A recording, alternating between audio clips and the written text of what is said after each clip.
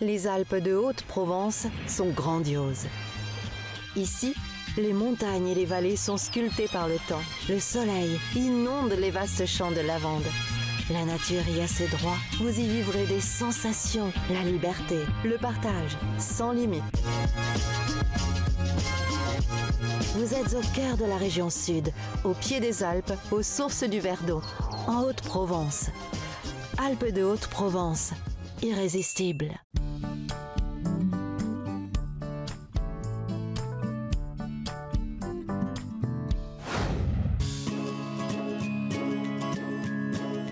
Merci de nous recevoir ici pour nous parler de la pistache, mais on est où exactement ici?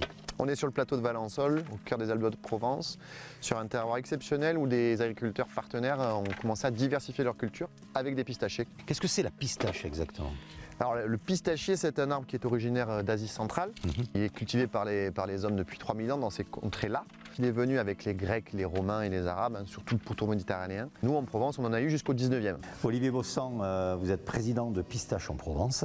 Alors quel est le but de cette association? Ça a commencé il y a 7 ans avec une bande une bande d'amis qui se sont posé la question de dire mais est-ce qu'il n'y a pas des cultures complémentaires à proposer à des agriculteurs qui souffrent de tous les problèmes du réchauffement climatique. Nous sommes partis avec André Pinatel, tous les deux, en Tunisie, essayer de voir ce que les Tunisiens proposaient. Et on a vu qu'il y avait des cultures de pistachiers fantastiques. Et on a pu comprendre, apprendre un peu, rencontrer des ingénieurs agro pour voir comment on pouvait adapter des pistachiers à la Provence. Quelle variété cultive-t-on donc sur le plateau de Valensole? De la Kerman, donc qui est une variété plutôt iranienne, de l'Egina, donc une variété grecque, et surtout la variété qu'ils sont en train de récolter, une variété italienne de Sicile qui s'appelle la Napoletana ou la Bronte. Est-ce qu'elles ont toutes les mêmes saveurs?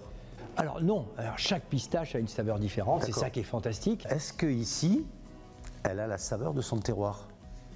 Alors elles vont forcément, comme pour la vigne, on va avoir les saveurs des terroirs, au-delà de la variété elle-même. Test qualité les amis. Qu'est-ce que tu en penses? Que c'est que du bonheur. C'est fou, hein?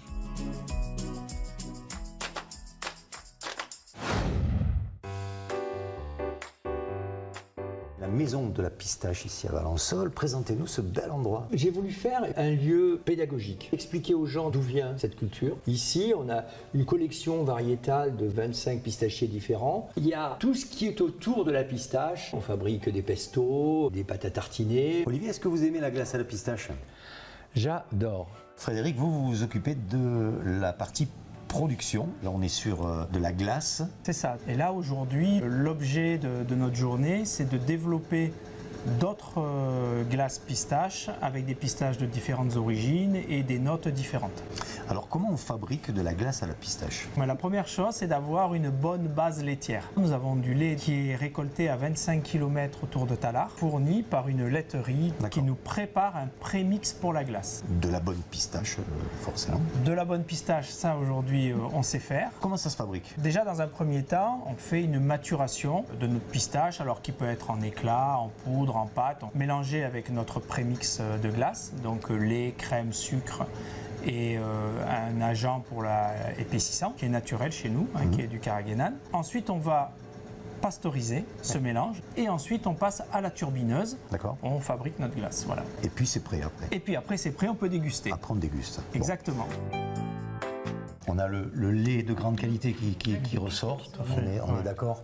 Le grain derrière, on sent le grain de la pistache. Pistache, je te précise, donc variété Mawardi. Cette variété était déjà connue il y a 3000 ans. Moi les amis, je trouve ça irrésistible. Voilà, en tout cas merci de votre accueil, merci Olivier, merci à tout le monde. Moi les amis, nous on se dit à très très vite dans Les Tokais du Sud.